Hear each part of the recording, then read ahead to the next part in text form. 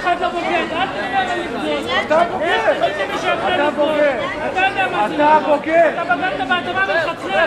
שב בשקט. אני בגדתי באדמה? שב בשקט, תעשה לי טובה. אני בגדתי באדמה? שב בשקט. איך תפתח ספר תנ"ך? אם אתה אומר, אני יודע מה ספר תנ"ך. לך תקרא ספרים אחרים.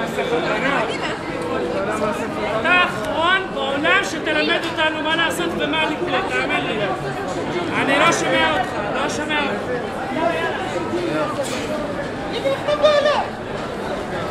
מה?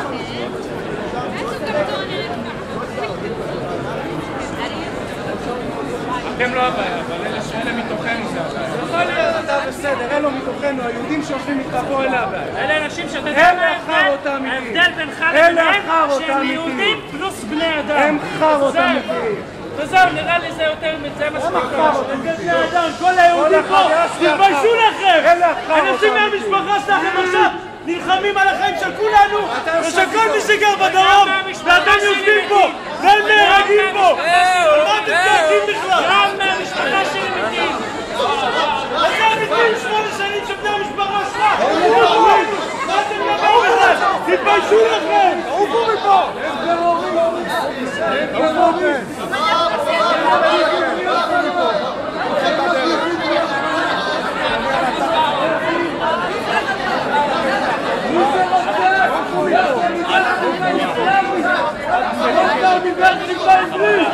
תתביישו לכם! הם באים עם 8 שנים! רבים מפשע מפגיזים! אתם סותמים את הפה! אתם ישראלים תיבשים מחבלים!